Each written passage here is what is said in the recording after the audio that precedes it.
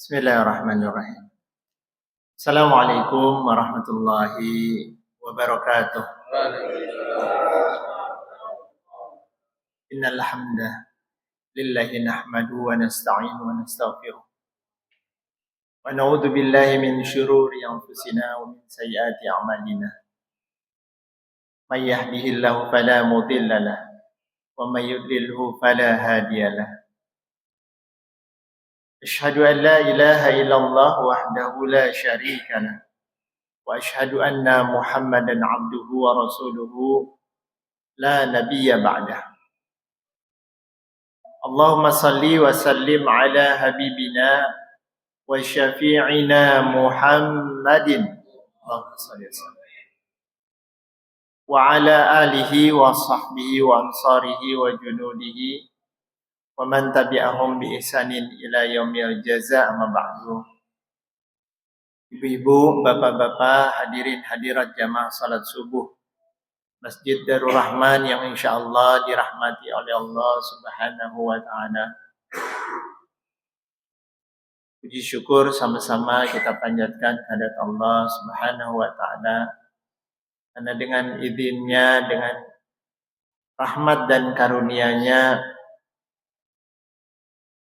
di pagi hari yang kesekian ratus atau kesekian ribu kalinya Allah masih mengizinkan kita untuk melangkahkan kaki ke rumah Allah dalam rangka menunaikan kewajiban kita, memenuhi kerinduan kita, kerinduan dan keindahan yang tidak ada kenikmatan kerinduan kecuali ketika kita sedang berinteraksi dengan Allah Subhanahu wa taala di dalam salat. Maka bersyukurlah Bapak Ibu sekalian kalau dalam kita salat, dalam kita beribadah kita merasakan kenikmatan itu. Kenikmatan yang tidak dimiliki oleh orang-orang yang kafir. Kenikmatan yang tidak dimiliki oleh orang-orang yang belum mendapatkan hidayah. Kalau kita makan dengan makanan yang enak, harganya mahal,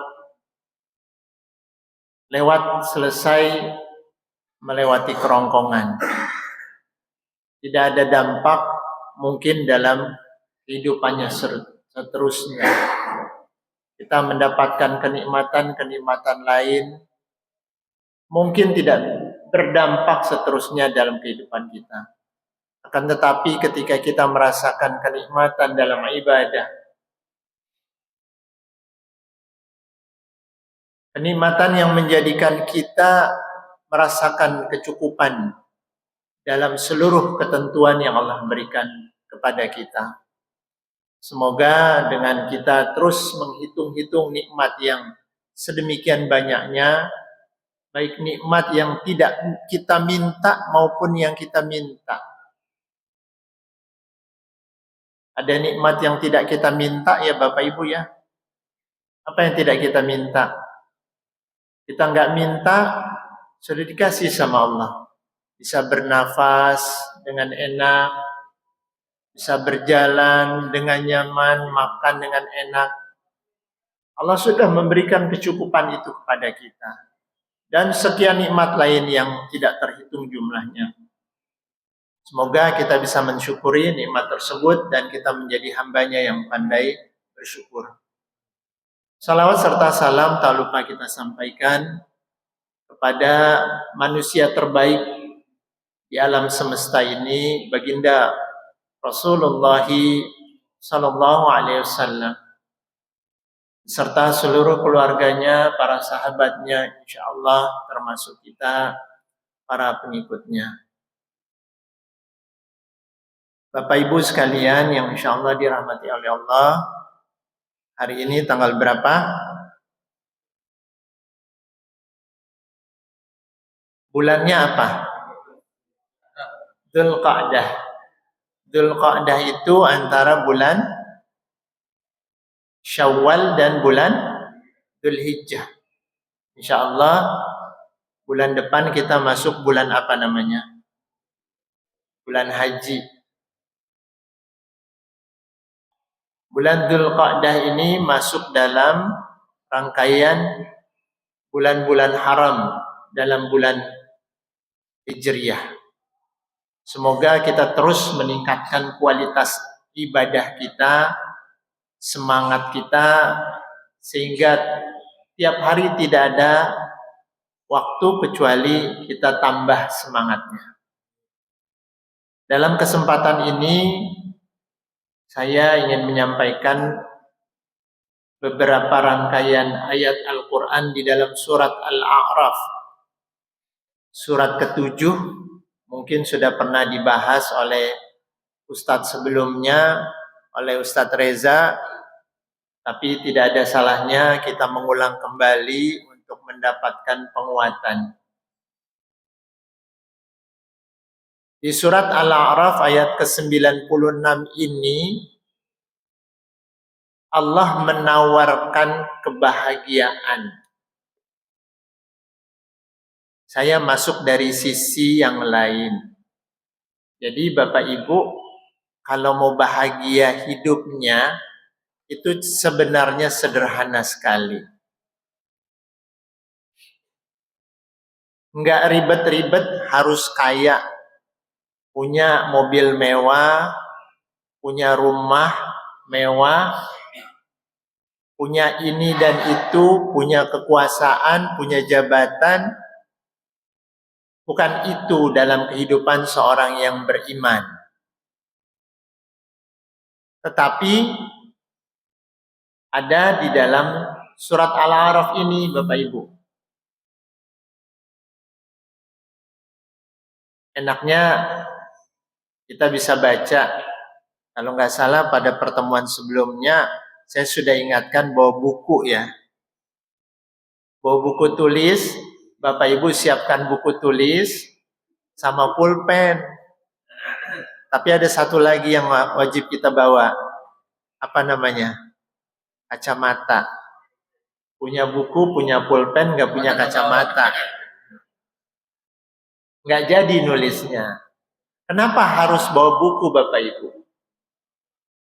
Supaya kita bisa mencatat. Sampai rumah nggak lupa. Ya, minta sama cucunya Bu. Yang naik kelas kan biasanya bukunya ganti tuh, masih sisa. Nah, sisanya itu kita pakai untuk catat minimal hari ini adalah yang tertinggal sedikit gitu. Ada ditanya Pak, tadi bahasa apa? Apa ya? Udah lupa. Saya pagi ini ada kebahagiaan Bapak Ibu. Ini curcol nih namanya, curcol dulu. Kan buka WA. Dapat WA dari salah satu jamaah. Jamaah masjid yang saya ngisi hari Jumat kemarin. Khutbah Jumat. Dia sampaikan begini. Saya sampai Masya Allah rasanya bahagia banget itu. Ustadz, pulang sholat Jumat, saya jalan sama salah seorang jamaah. Jamaah ini mungkin agak kurang daya tangkapnya. Dia tanya, tadi gimana ceramahnya? Bagus. Terus apa yang disampaikan? Di luar dugaan dari Bapak ini, ternyata dijawab, tadi bahas surat ini ayat sekian tentang ini. Kaget dia. Masya Allah. Kebetulan saya bahas surat Toha ayat 124. Masih lupa atau sudah nggak ingat Bu? Masih ingat ya? Kan sudah pernah kita bahas orang yang melupakan Allah nanti akan dibangkitkan di hari kiamat dalam kondisi buta. Maka bagaimana kita ingat Allah melalui senantiasa rutin membaca Al-Quran. Itu ternyata diingat terus. Betapa indahnya kalau Bapak Ibu sekalian lupa diingat nih. Hari Minggu ini tanggal sekian bahasnya ini. Nanti sebulan kemudian buka. Oh iya ingat. Sama Ustadz ini bahas ini, sama Ustadz ini bahas ini. Karena kemampuan kita terbatas Bapak Ibu. Jangankan ikut kajian seperti ini. Kadang-kadang utang aja lupa. Kalau nggak ditagih, Pak kemarin kan mie ayam belum bayar. Yang suka habis pengajian datang ke tempat warung mie ayam siapa coba? Nah, ingat nggak? Udah bayar belum? Atau yang datang 5? Nah, kalau nggak diingetin kita lupa. Ada tuh sekelompok orang yang habis pengajian, habis sholat suka makan, nggak ngajak-ngajak saya. Cuma nge-share aja di grup. Masya Allah, moga-moga makanannya barokah ya. Pahit ya, itu bukan disindir ya, tapi konkret. Ajak lah gitu. Cuman berlima aja, berempat, tapi nggak apa-apa. Itu kebahagiaan sederhana, bisa makan mie ayam di pinggir jalan. Itu udah bahagia banget. Bapak Ibu sekalian, di dalam surat Al-A'raf ini Allah Subhanahu wa taala mengatakan a'udzubillahi minasyaitonir rajim. Walau anna ahlal qura amanu. Sekiranya penduduk satu negeri amanu beriman, wattaqau dan bertakwa, la fatahna alaihim barakatim minas sama'i wal ardh. Maka akan kami buka bagi mereka penduduk negeri tersebut. Penduduk negeri ini bisa macam-macam, ahlul qura. Bisa negeri dalam konteks yang sangat besar atau mungkin kecil. Kecilnya cukup Depok. Lebih kecil lagi misalnya warga dari jamaah Masjid Darur Rahman. Atau mungkin bisa juga keluarga kita. Ahlul Qura yang punya negeri tersebut, yang ada di wilayah tersebut, amanu, beriman. Kita sudah bahas makna iman pada pertemuan yang lalu. Semoga ibu bapak masih ingat. Yang disebut dengan beriman adalah melaksanakan seluruh apa yang Allah perintahkan, menjaga apa yang dilarang. Yakin terhadap balasan dari Allah. Berhati-hati dalam setiap tindakan. Mengikuti sunnahnya Rasul. Rangkaiannya panjang ya, sudah kita bahas. Dari rukun iman kita sudah bahas tuh. Mulai dari yang pertama, iman kepada Allah dan seterusnya. Sudah kita bahas. Hari ini kita tidak bahas itu. Intinya kita betul-betul menjaga aturan Allah Subhanahu wa taala dan mengikuti sunnahnya Rasulullah sallallahu alaihi wasallam. Amanu wattaqau, dan bertakwa kepada Allah. Menjaga aturan-aturan Allah, berhati-hati. Maka kata Allah, la fatahna. Ada kalimat, ada huruf lam taukid. Benar-benar dijamin sama Allah. Allah janji.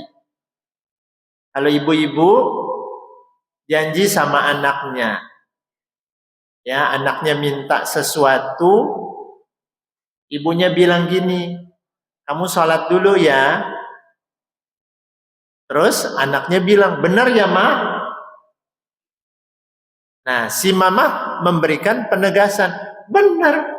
Kamu sholat dulu nanti mama kasih. Misalnya minta mainan atau minta makanan sesuatu, minta es krim. Allah memberikan. Kalau sekiranya kita beriman, hambaku yang aku sayangi, mau nggak aku kasih kebahagiaan? Bener nih. Syaratnya apa? Beriman dan bertakwa. Nggak ribet. Nggak ada syaratnya harus kuliah sampai S3. Nggak mesti harus jadi profesor. Yang penting amanu wattaqau. Maka la fatahna, benar akan aku buka bagi kelompok manusia yang ada di negeri tersebut, di kota tersebut, di daerah tersebut, barakatim minas samai wal, keberkahan dari langit dan bumi. Ada yang menarik nih Bapak Ibu sekalian. Allah Subhanahu wa taala mengatakan la fatahna alaihim barakatin. Bentuknya jamak dan tidak ada alif lam ma'rifat. Artinya apa? Berkahnya macam-macam.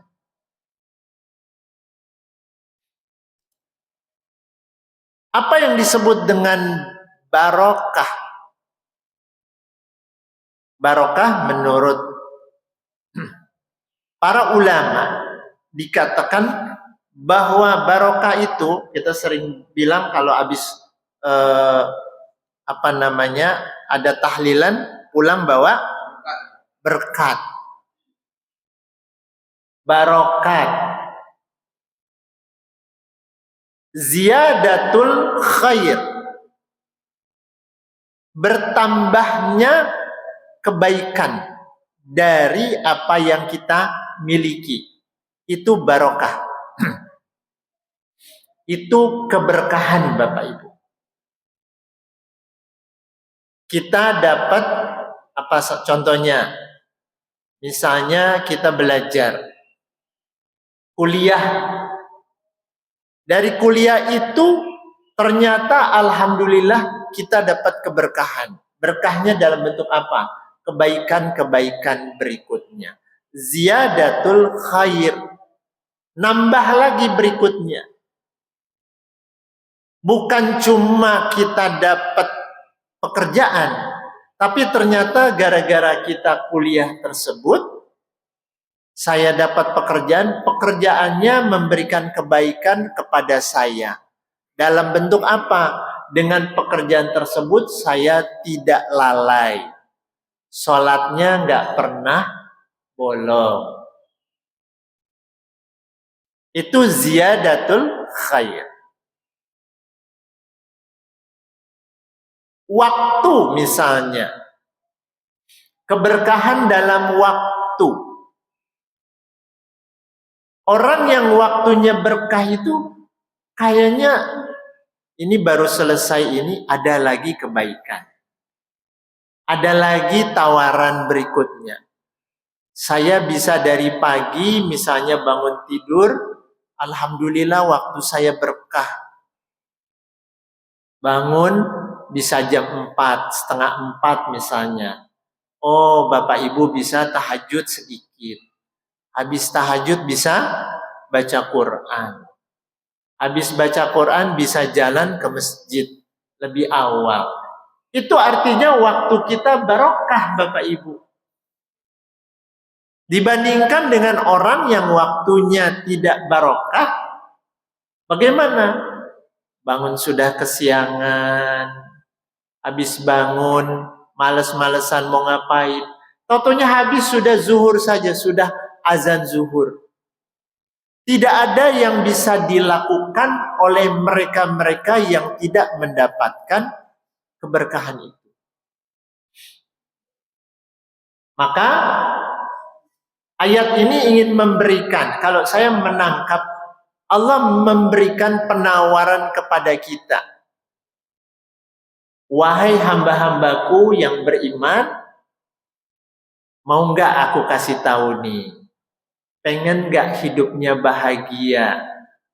Pengen nggak hidupnya berkah? Gampang. Amanu wattaqau. jaga aturanku, kata Allah. Kita tuntasin dulu ayatnya ya Bapak Ibu ya, nanti baru kita bahas kembali, ulang balik ke pembahasan barokah. La fatahna alaihim barakatim minas sama'i wal ardi.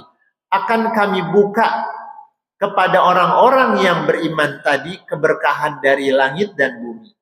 Walakin kadzabu, akan tetapi ternyata penduduk negeri tersebut, penduduk kota tersebut mengingkari, tidak beriman, cuek, nggak peduli.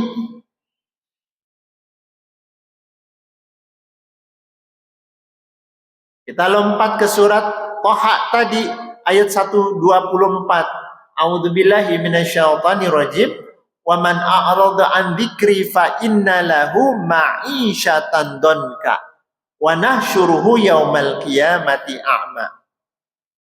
Siapa saja yang enggak peduli, berpaling dari peringatanku, kata Allah, enggak peduli dengan Al-Quran, enggak peduli dengan aturanku, fa inna lahu ma'isyatan donka, bagi mereka kehidupan yang sulit, kehidupan yang sempit.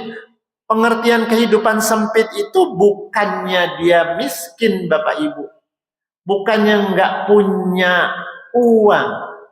Bahkan berapa banyak mereka yang punya jabatan, punya uang dan seterusnya, tapi rasanya kurang aja, enggak nyaman hidupnya. Rumah udah lega banget, kamar tidurnya segede ruangan ini, gimana kira-kira? Kalau kamar tidur segede ruangan ini gimana Bapak Ibu? Semuanya lengkap di dalam, ada meja makannya, ada toiletnya, udah lengkap semua, tapi dia nggak merasakan kenikmatan atas hidupnya, atas kebaikan yang Allah berikan. Jabatan, berangkat dari pagi pulang sore, nggak dapat kenikmatan itu. Itu yang disebut dengan ma'isyatan donka.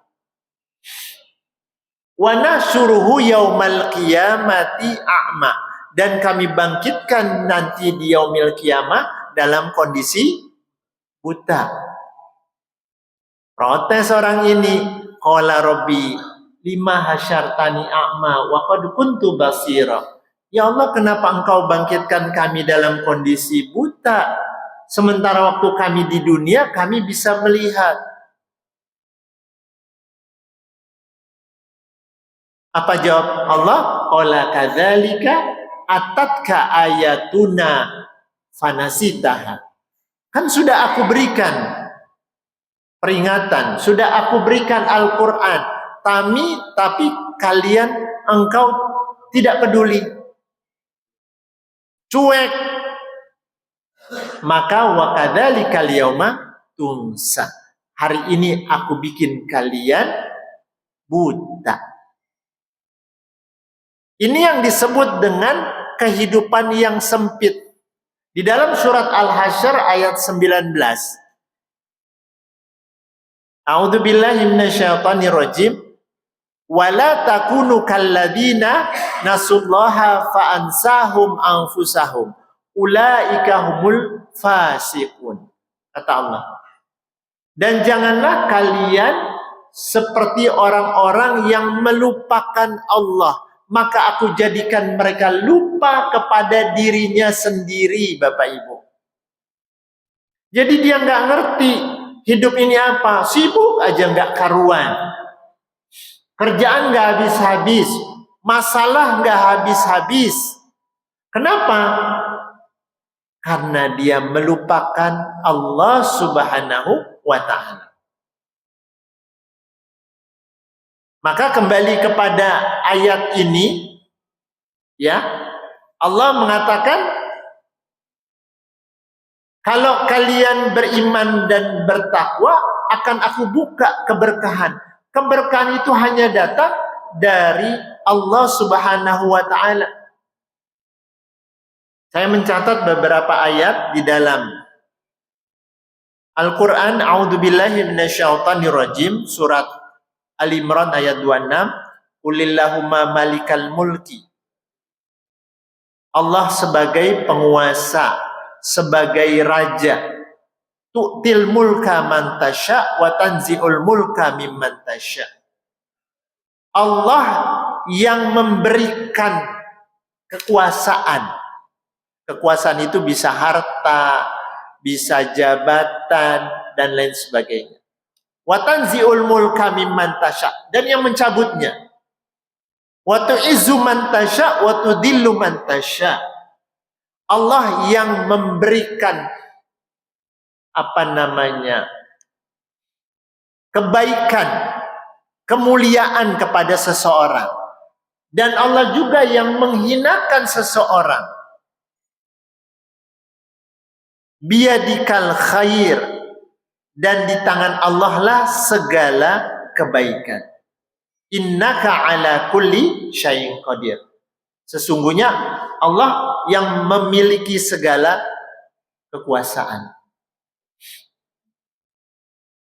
Bapak Ibu sekalian, yang memberikan keberkahan, kebaikan itu hanya Allah, bukan pimpinan kita.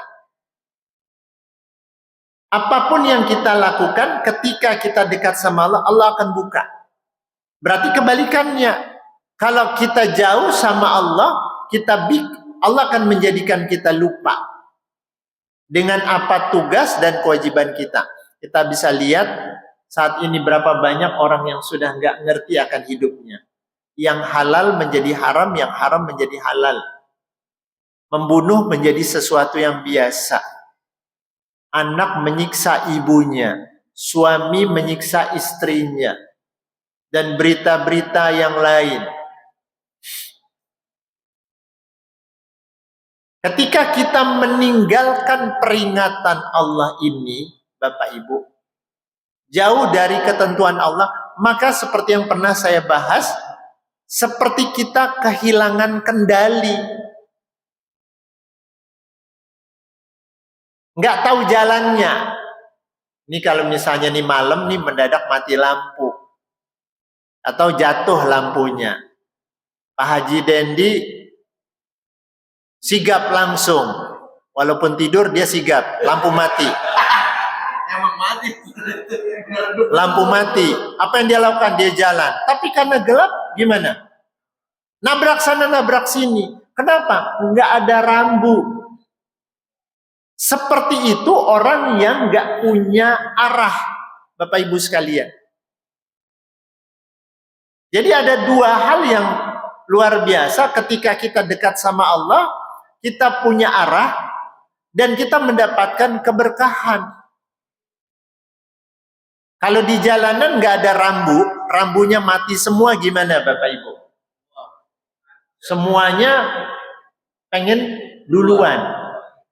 Saya duluan, wah itu di perapatan, bukan perapatan ya, pertigaan Margonda itu, wah bisa macet sekali. Kenapa? Nggak ada yang mau ngalah. Bahkan 3 hari yang lalu, gara-gara satu rambu mati, kereta beradu, cuma rambunya mati. Ya, sudah ikut beritanya.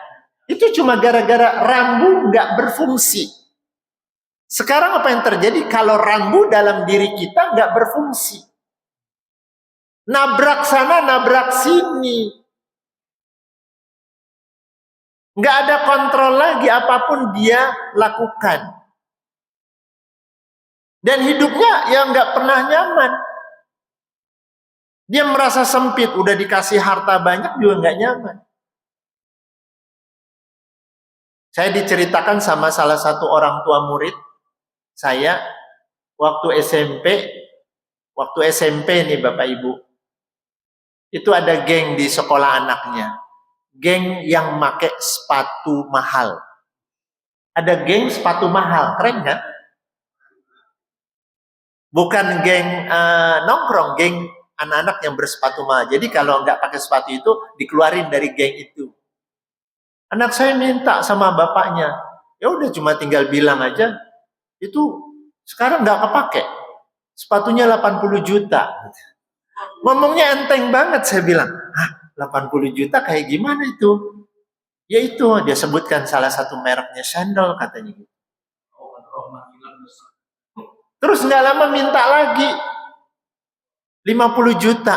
Masya Allah, kayak gampang menyebutkan. Tapi buat orang-orang yang tidak merasakan kedekatan dengan Allah, dia dikasih fasilitas apapun, dia sempit. Kurang aja. Dikasih jabatan rasanya kurang, apalagi nih. Ibaratnya dikasih emas 1 gunung, pengen 1 gunung lagi. Nggak pernah puas. Udah punya istri di rumah, pengen lagi, sampai istrinya bisa lebih dari 4. Saya pernah ikut pelatihan, nggak sengaja salah satu peserta pelatihan ini dengan gampangnya dia mengatakan, dia bilang, istri saya 10 katanya. Masya Allah, kok bisa ya? Itu ketika kita tidak pernah merasakan kecukupan. Itu yang disebut dengan ma'isyatan donka. Hidupnya sempit. Maka kembali ke ayat ini Bapak Ibu sekalian. Kita coba merenung. Kira-kira saya sudah dapat belum kenikmatan hidup itu? Allah menyampaikan, ayo silakan hambaku, kalau kamu mau dapat keberkahan, maka apa yang kita lakukan? Maka dekati Allah. Allah yang akan memberikan keberkahan tersebut. Kalau kita suka baca doa istiftah itu, wal khairu kulluhu fi yadai. Kebaikan itu semuanya ada di tangan Allah. Di dalam surat An-Nahl ayat 53, wa ma bikum min nikmatin faminallah. Dan apa saja nikmat yang ada pada kamu, itu hanya datangnya dari Allah Subhanahu wa taala. Nah, Bapak Ibu sekalian, apa indikator? Sebelumnya saya bahas dulu apa jenis barokah yang ada dalam kehidupan kita. Nanti baru terakhir indikatornya. Tadi sudah saya singgung, kalau hidup kita berkah, maka kita akan merasakan kecukupan. Yang pertama, berkah waktu. Mulai dari bangun tidur sampai tidur lagi itu penuh dengan kebaikan. Ada aja yang kita berikan dari yang kita isi dari waktu kita. Ya, dari pagi Bapak Ibu sudah selesai nih. Ya, zikirnya udah selesai, baca Qurannya sudah selesai. Keluar oh iya nih pohon pengen dirapihin. Kalau yang punya pohon. Ibu-ibu apa? Oh, ngerapihin rumah. Terus berikutnya, tidak ada celah kita untuk melakukan kemaksiatan. Bentuk kemaksiatannya apa misalnya Bapak Ibu? Kumpul jadi ngomongin orang, ngerumpi. Keberkahan dalam waktu. Berikutnya tadi sudah saya singgung, berkah dalam ilmu. Contohnya siapa yang berkahnya dalam ilmu itu? Guru ya. Ilmunya berkah ketika dia menyampaikan terus dilaksanakan oleh para muridnya. Para ustadz yang ilmunya berkah, itu pulang ada perubahan dalam diri para muridnya. Oh ya, hari ini saya akan memulai kehidupan. Gimana caranya? Saya pengen dapat berkah nih. Ya. Apalagi yang berkah? Rizki kita berkah. Rizki itu nggak mesti banyak ya Bapak Ibu. Dapat gaji 1 juta cukup. Gaji 10 juta cukup. Gaji 100 juta juga cukup. Tapi tidak menjadikan kita lalai. Rezeki yang berkah itu tidak lalai. pekerjaan yang berkah itu tidak lalai. Ciri-cirinya apa? Ketika rizki kita tidak berkah, kita semakin jauh dari Allah. Ini kerjaan nih, misalnya kan ada pengusaha sebelah sana yang punya perusahaan banyak ya. Makin buka lagi, ada penawaran nih. Pak, buka lagi nih. Di mana? Di Sawangan. Oh iya. Apa bedanya berkah dengan nggak berkah? Begitu di Sawangan buka lagi nih. Belum ada nih, kangen. Buka.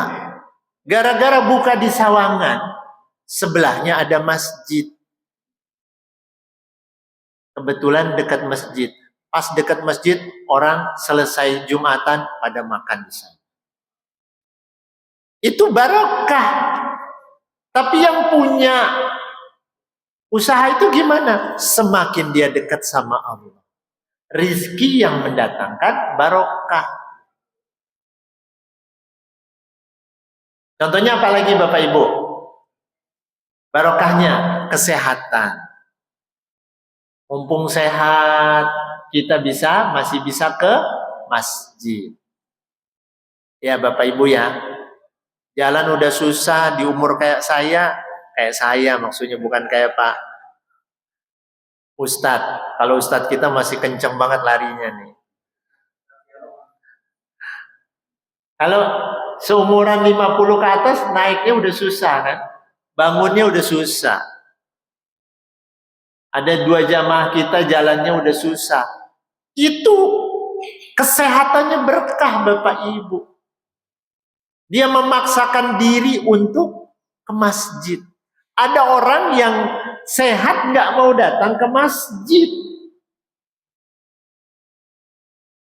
Masjidnya kedengeran, tapi tidak sampai hatinya untuk datang ke masjid. Tertutup hatinya, maka Allah berikan keberkahan dalam kesehatan kita. Pada saat sehat, saya bisa usaha. Ya, Ustadz Reza ini udah, Masya Allah, Alhamdulillah, tiap Jumat keliling ke sana. Itu kesehatannya barokah, ilmunya barokah. Ya, masih ingat ya Bapak Ibu ya, pas kecilnya gimana? Ya, masih imut-imut banget ya. Allah jaga, mungkin doanya ibunya ya. Ibunya datang nggak? Ada doa ibunya. Bapaknya ada juga, doa bapaknya juga. Masya Allah.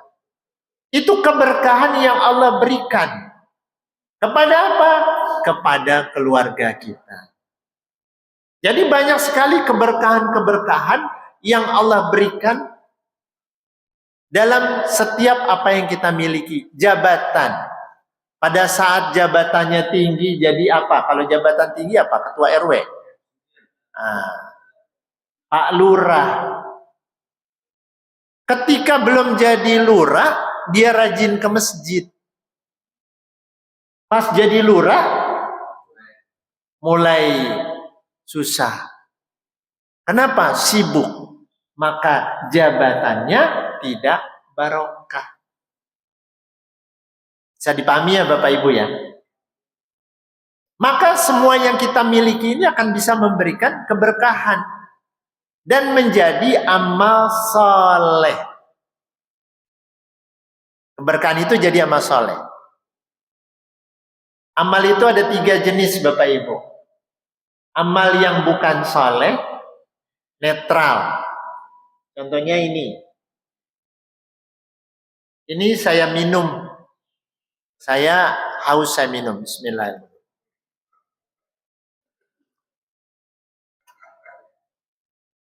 Haus saya hilang.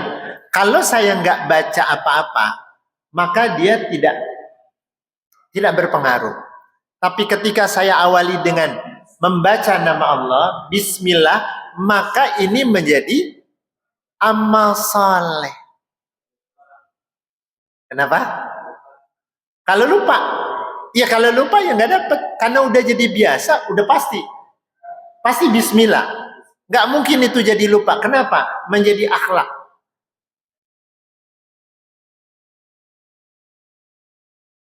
lisan kita terbiasa basah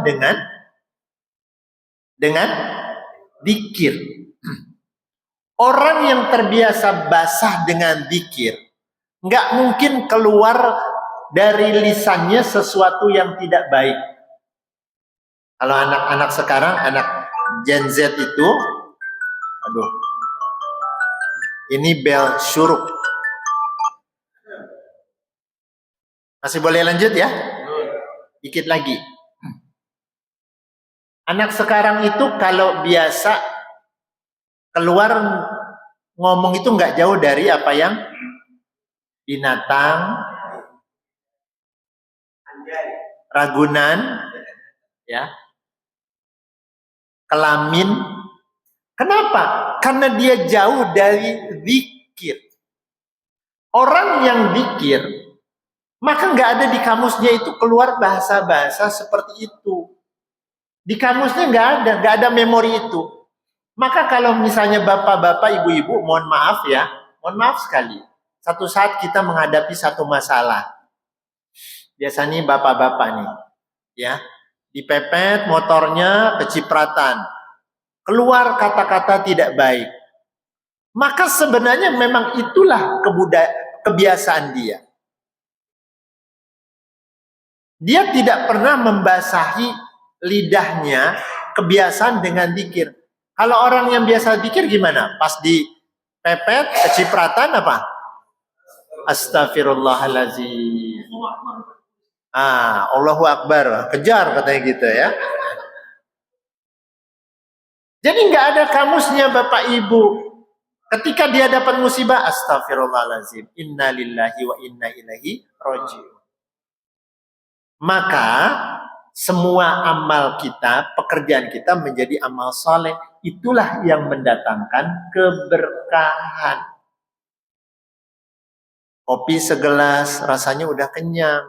Dapat makan 2. Itu ternyata bisa nahan sampai siang. Alhamdulillah, hemat.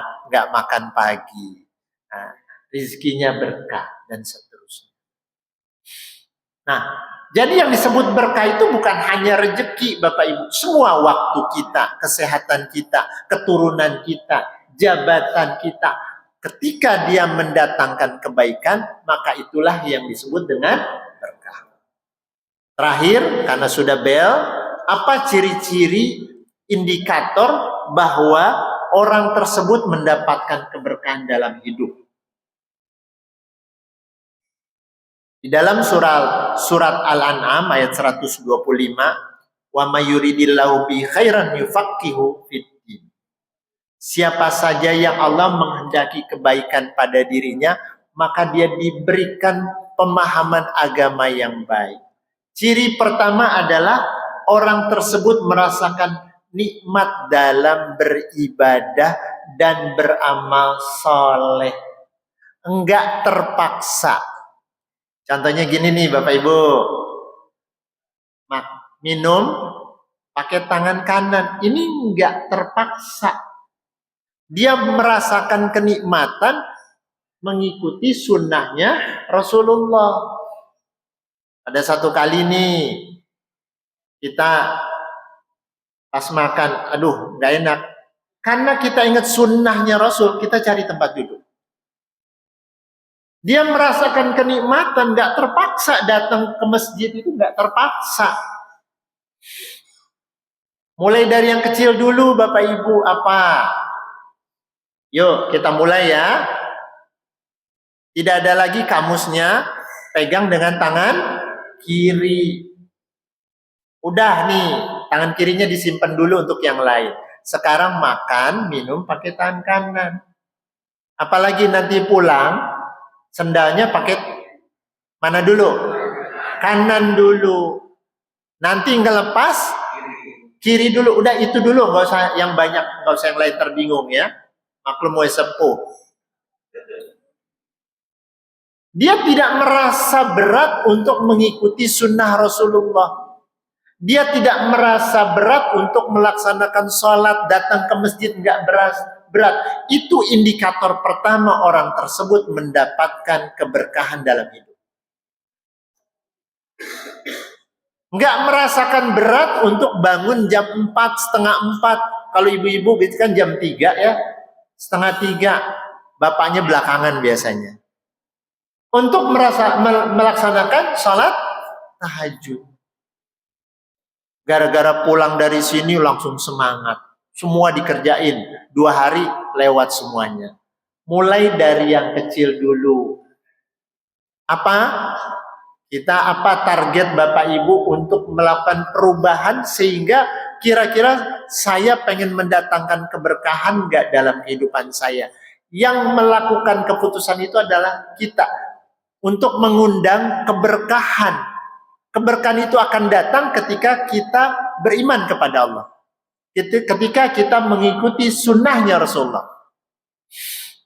Nih, mohon maaf nih. Ada pada saat udah komat masih asik aja di belakang. Justru bagaimana kita pengen buru-buru ini. Sudah. Oh iya, sudah. Kan udah alhamdulillah ini barokah ini Pak. Ini yang ngasih sumbangan nih. Yang beli ini. Orang ngelihat terus waktunya. Sudah 1 menit dia sudah siap. Ada satu kerinduan untuk dia pengen ketemu dengan Allah Subhanahu wa Ta'ala. Itu barokah yang pertama. Ada enggak Bapak Ibu kira-kira? Yang kedua, barokah yang kedua adalah indikatornya orang tersebut istiqomah dalam kebaikan. Jangan sekarang karena ada ustadz malu. Minumnya pakai tangan kanan. Nanti sampai rumah kiri lagi. Minumnya pakai botol nenggak lagi. Tangan kiri berdiri. Glek, glek, glek, glek. Itu belum barokah namanya. Yang disebut dengan barokah, dia istiqomah dalam kebaikan yang dia lakukan. Dimanapun kita berada, yang namanya sholat berjamaah itu udah nempel. Jadi napas buat kita. Saya lagi pergi nih, pergi kemana? Ke Bandung. Wah udah hampir zuhur. Pikirannya cuma satu apa? Cari masjid. Ya, waduh ini di tol sekian nih. Pikirannya berarti saya harus istirahat di tol sekian. Kenapa? Saya pengen sholat. Jadi istiqomah Bapak Ibu. Istiqomah itu adalah konsisten. Konsisten dengan kebaikan walaupun sekecil apapun. Contohnya apa? Sedekah. Bapak Ibu konsisten sedekah berapa? 2.000. Maka konsisten kita sedekah 2.000. Udah kita siapin malamnya Bu. Malamnya udah kita siapin 2.000. Masukin tromol masjid. Atau di rumah punya celengan. Siapin celengan. Itu buat infak kita. Nanti akhir bulan kita buka. Kasih siapa nih yang mau saya kasih. Tukang sampah, pengemis, dan seterusnya. Jadi konsistennya itu dalam kebaikan. Bisa dipahami ya Bapak Ibu? Terakhir, apa indikator dari kita mendapatkan keberkahan dalam hidup? Yaitu kita sabar menghadapi ujian dan ketentuan Allah. Ini yang terakhir. Sabar dengan qada dan qadarnya Allah. Nerimo. Maka ini kunci dari keberkahan Bapak Ibu. Apa? Saya kok sakit udah 10 tahun. Tapi kita terima. Oh iya nih Allah yang kasih. Ya sudah. Maka hidup itu menjadi tenang. Menerima dengan istri yang sekarang. Alhamdulillah saya dapat istri salihah. Terima dengan suami yang sekarang. Suami kok bangun kesiangan. Gimana ya? Ya Allah, makasih Engkau sudah berikan tameng saya untuk surga, untuk neraka saya. Tapi suami saya masih suka susah ke masjid gimana? Kita ajak pelan-pelan. Jangan mengeluh. Kenapa? Ini adalah ketentuan dari Allah. Dikasih ketentuan lagi, anaknya masih susah sholat, gimana caranya? Masya Allah, Alhamdulillah ya Allah, sudah dikasih anak, tapi masih susah sholat. Gimana caranya? Ajak sholat. Pelan-pelan, tiap hari nggak pernah bosan. Jadi tidak ada dalam kamus seorang yang beriman itu menyesali apa yang Allah berikan. Senantiasa bersyukur, Bu. Alhamdulillah pagi ini ada nasi uduk untuk berdua, suami istri. Enak. Semua yang Allah berikan ketentuan itu menjadi kebaikan buat dia. Kalau dia dapat musibah, dia bersabar. Kalau dia mendapatkan kenikmatan, dia bersyukur. Nggak usah lihat orang lain. Motor kita sudah butut. Apa namanya? Starternya nggak berfungsi, harus diselah. Selahnya harus 10 kali. Kalau kurang dari 10 nggak hidup. Ini motor udah butut. Ngelihat motornya Ustadz Reza. Kinclong banget. Motor gede banget. Dia masih membandingkan dengan orang lain. Bandingkan ke bawah, ternyata ada orang yang punya motor nggak bisa jalan motornya. Kenapa? Nggak punya bensin. Alhamdulillah saya motornya masih ada bensinnya. Jadi senantiasa bersyukur. Alhamdulillah masih punya motor. Alhamdulillah masih datang ke masjid. Senantiasa kita menerima semua yang Allah berikan kepada kita. Masya Allah kan? Maka hidup itu menjadi bahagia, Bapak Ibu sekalian. Tidak ada celah kekurangan. Kenapa? Karena semua yang Allah berikan adalah baik buat kita. Satu saat diuji nih. Saya punya teman pengusaha. Pengusaha mie. Mie lagi. Yang sebelah sono, jangan sebelah sini lagi. Sebelah sono pengusaha mie. Telepon apa? Telepon. Amin. Habis saya nggak tahu ada pengusaha yang lain apa enggak nih. Yang pojok pengusaha apa? Pengusaha beras. Pada satu kali laku cuma 2 mangkok seharian. Astagfirullahaladzim. Kenapa ya? Ya Allah.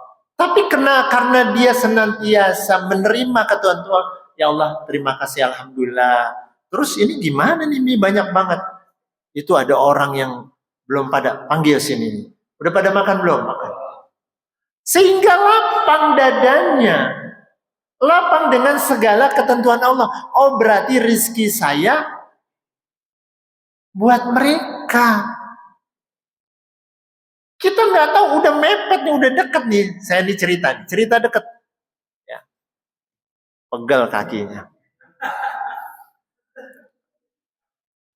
Saya bukan pengen riak ya Bu, cuma pengen berbagi.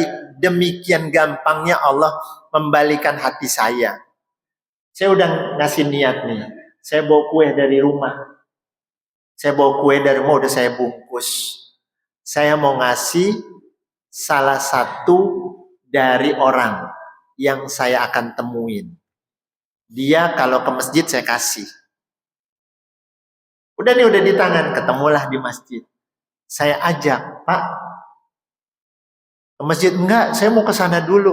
Padahal itu sudah azan. Enggak jadi saya kasih. Enggak jadi saya kasih. Terus ketemulah sama jamaah yang lain di sini. Ini dia rezekinya dia. Saya kasih dia. Masya Allah, saya pikir gampang saja buat Allah. Ini bukan rezeki orang itu, tapi rezekinya dia. Maka ketika kita menerima segala ketentuan Allah, maka kita menjadi lapang dada kita. Ya Allah, bukan sumpah serapah, bukan penyesalan, tapi apalah? Terima kasih ya Allah, hari ini saya dapat kebaikan ini. Makasih. Misalnya ada sesuatu lagi yang mungkin kita tidak terima. Ada satu kali nih, Bapak Ibu. Ini cerita saya. Saya diundang oleh salah satu murid saya nikah. Udah sekian tahun dia totonya kirim WA, Pak, datang ke pernikahan saya. Itu nikahnya di rooftop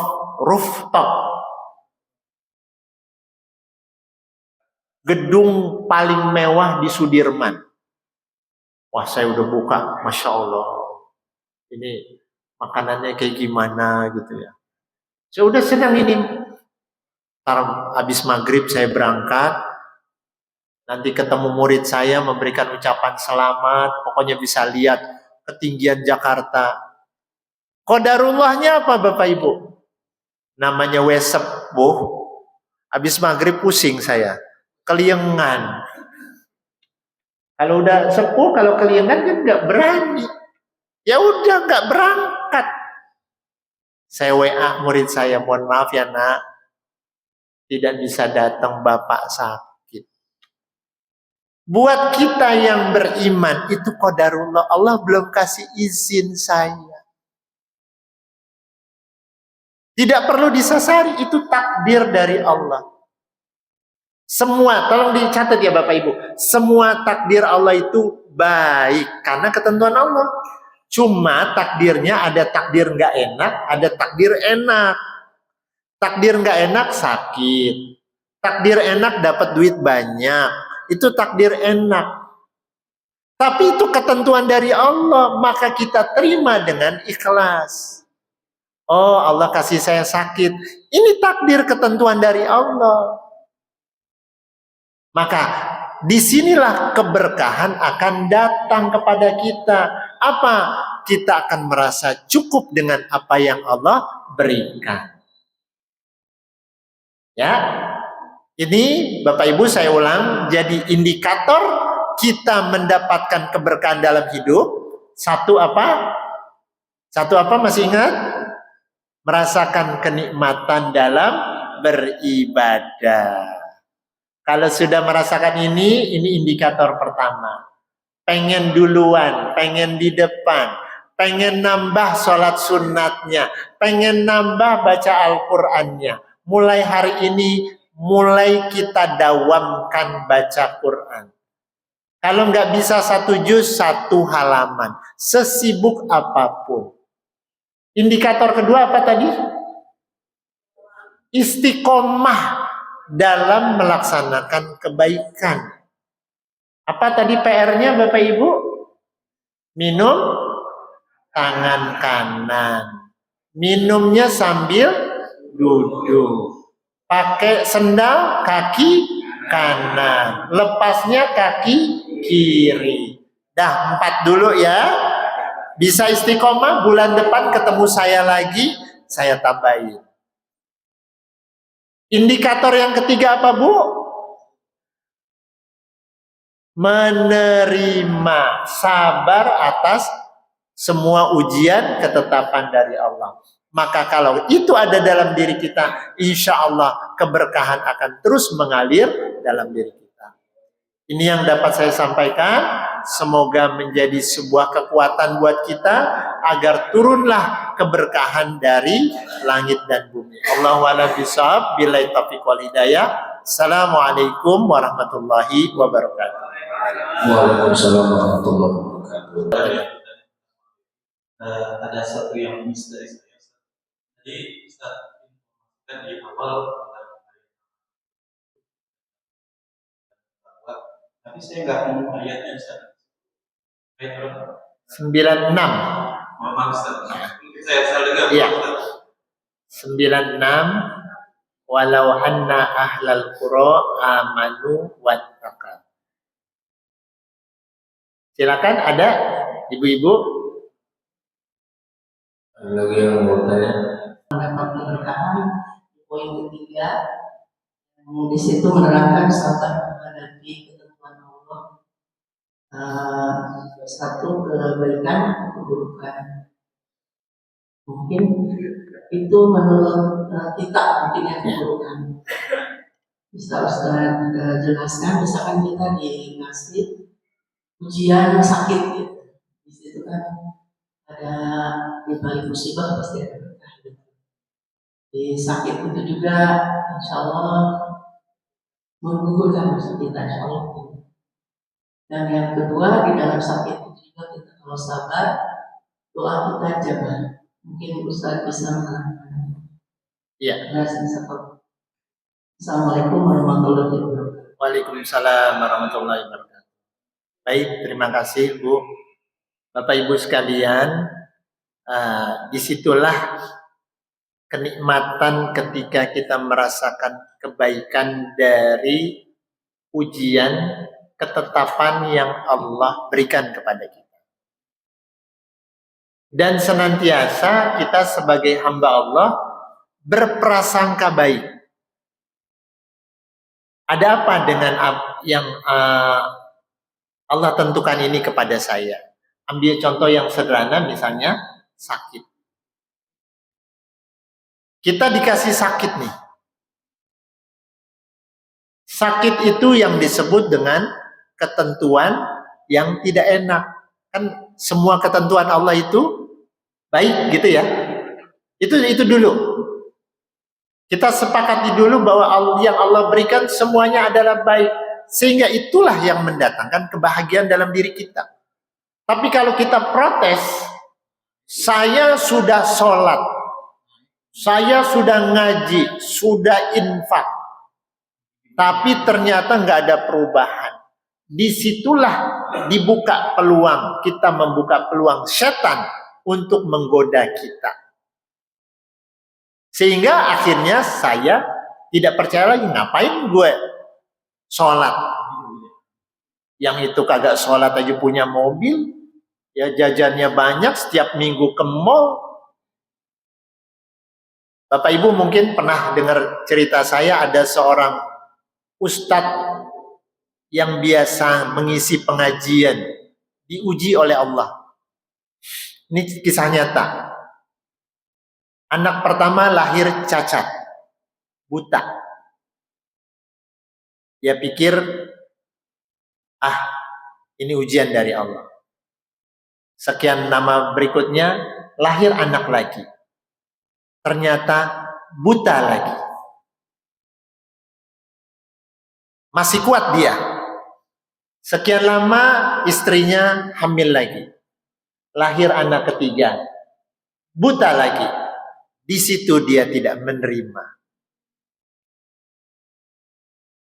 Dia tidak menerima, Allah tidak adil di sini. Yang tadinya dia ke masjid sholat, azan, dia sudah mulai. Masih lama. Terus sampai akhirnya yang terjadi terakhir itu dia malah kafir.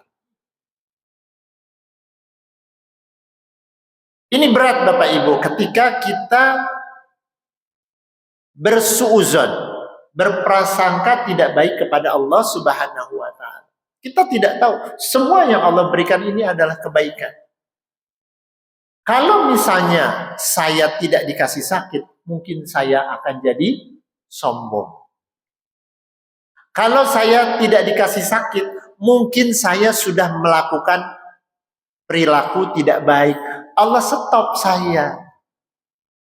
Dengan dibikinlah sakit. Dari sini Allah menjaga saya supaya saya tetap dekat dengan masjid. Bapak Ibu dulu saya pernah ceritakan, saya pengen banget masuk ke kedokteran. Wah, saya belajar, ternyata qadarullahnya nggak masuk. Kenapa saya nggak?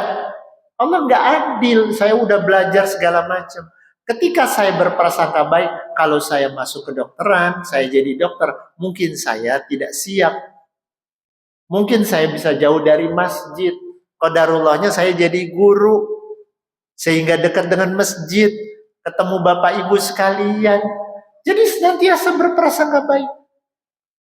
Itu ya Bapak Ibu ya. Jadi apapun yang kita terima, itu adalah kebaikan buat kita. Sampai sekarang rumah masih ngontrak.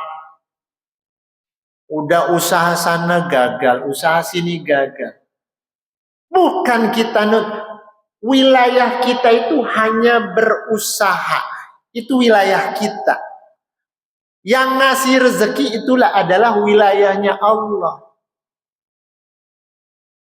Saya kasih ilustrasi karena sahabat saya ini ngasih promosi banyak ya, yang Senin Kemis dikasih gratis gitu ya, yang ulang tahun dikasih gratis.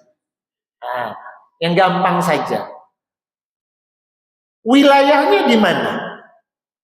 Memberikan apa? Memberikan pelayanan maksimal kepada konsumen. Kualitas makanannya baik, restorannya bersih. Yang menghadirkan konsumen itu siapa? Allah. Yang penting tugas saya bekerja dengan baik, dengan ikhlas. Azan zuhur, saya ke masjid. Waduh, pas Jumatan tuh paling banyak orang datang. Udah, lu nggak usah sholat Jumat, lu standby. Itu berarti dia sudah mendahului Allah. Apa yang terjadi? Maka Allah tutup pintu rezeki. 11:30 tutup, tulis sholat Jumat. Kalau yang masalah konsumen datang itu urusan Allah. Jadi jangan mengambil wilayahnya Allah. Bisa dipahami ya Bapak Ibu ya sekalian. Maka ketika kita sudah berusaha, masalah Allah kasih rezeki, Bapak Ibu suaminya berangkat kerja, berangkat subuh, pulangnya udah malam. Pak, mana duitnya? Kasih 50.000. Seharian kerja 50.000. Nah, kita sudah mengambil wilayahnya Allah. Suaminya sudah datang sehat saja, itu sudah rezeki. Alhamdulillah mah dapat 50.000, ini halal. Daripada aku bawa 5 juta tapi nggak halal, boleh mencuri. Tadi ada sih dompet orang ketinggalan, isinya tebel, aku kembalikan karena bukan hak aku. Dikasihlah 50.000 dari aku ngembaliin. Sementara hasil kerja hari ini nggak ada. Jadi jangan melihat ada wilayahnya kita dan ada wilayahnya Allah yang tidak perlu kita masukin. Alhamdulillah Pak, 50.000.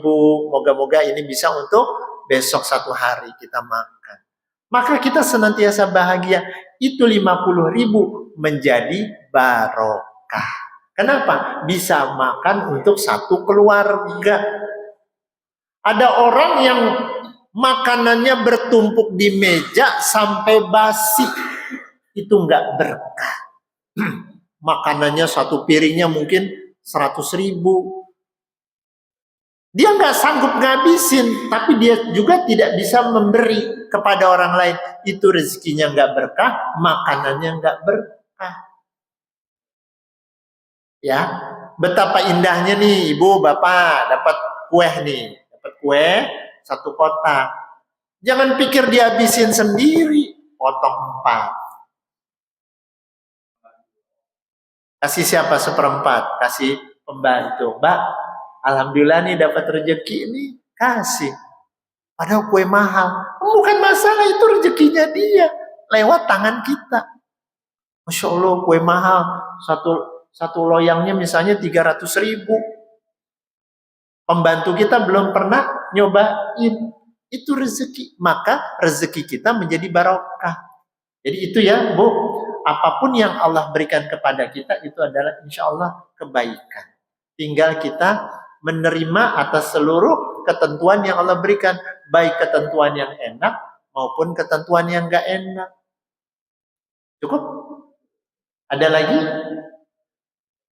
Cukup ya? Insya Allah semoga dari sini Bapak Ibu kita targetkan 3 indikator ini tolong dicatat. Nanti di grup Ustadz Reza tulis barokah apa ya, jadi bisa dibuka lagi. Kalau bisa nanti setiap minggu siapapun ustadznya catat Bu, Pak catat, walaupun cuma setengah halaman, walaupun nyatetnya udah lupa ya. Pak Jakaria masih ingat nulis, masih ingat nulis. Buku sendiri malu. Mau ke sendiri malu kan? Dapat pengetahuan soleh ya Pak. Udah lupa nulis saking tangannya udah gemeteran kali ya. Nggak apa-apa. Itu bukan wilayahnya kita. Wilayahnya kita nyatet. Kalau nyatet mata, tangan gitu. Nanti dibuka tanggalnya jangan lupa ditulis tanggal hari ini. Oh iya minggu ini. Ustadznya siapa? Insya Allah jadi barokah. Itu ilmu yang barokah. Baik Bapak Ibu, demikian semoga menjadi kekuatan untuk kita memperbaiki diri. Tiada hari tanpa kebaikan, semoga di sisa usia kita senantiasa dalam kebaikan dan ketaatan kepada Allah. Dan Allah jadikan di akhir sisa usia kita adalah husnul khatimah. Allahu a'lam bishawab. Saya kembalikan pada Ustadz Reza.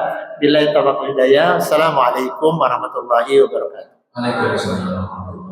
Akhir umat para jemaah yang mau ikut sunnah kurban, masih ada beberapa sapi yang harus dipenuhi, mungkin ada urusan rezeki. Kita lakukan sunnah kurban dengan biaya patungan iuran 3.700.000 per orang untuk patungan sapi. Kambing dari masing-masing. Yang kedua, bapak-bapak yang laki-laki, insya Allah kita ada undangan akikah di jam berapa? Apa misalnya? Baru ya, anaknya Pak Gatot. Jadi ada akikah di jam 10. Bagi yang tidak berhalangan dan berkaitan, kita kumpul di sini. Nanti kita bawa mobil yang di belakang.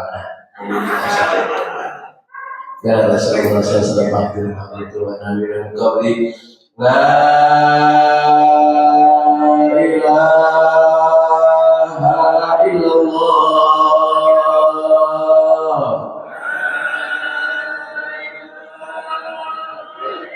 La ilaha illallah.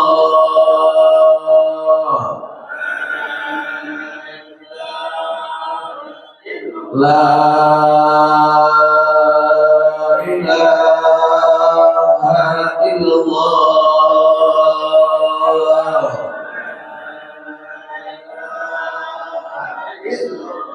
محمد رسول الله صلى الله عليه وسلم الحق عليها وعليها نموت وعليها نبعث ان شاء الله تعالى من الذين لا خوف عليهم ولا هم يحزنون فاتك اللهم يا رب العالمين. الفاتحه.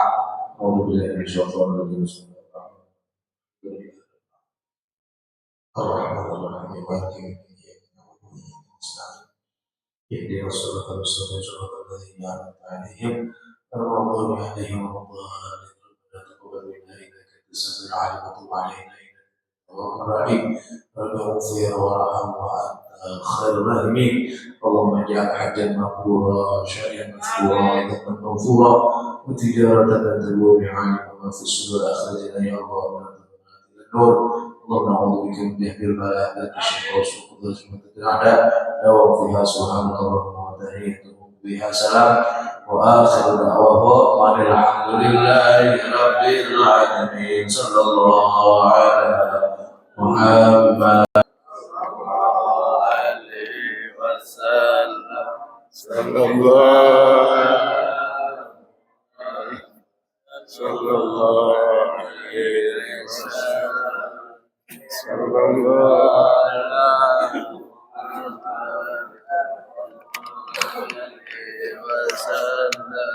صلى الله على like I said صلى الله عليه وسلم صلى الله عليه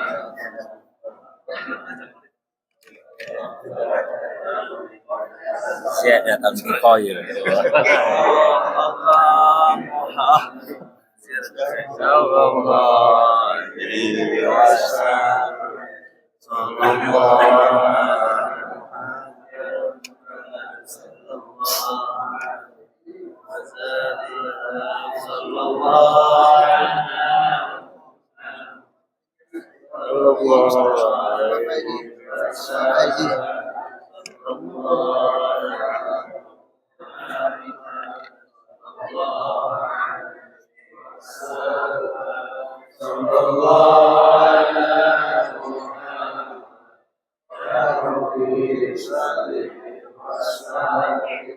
Allahumma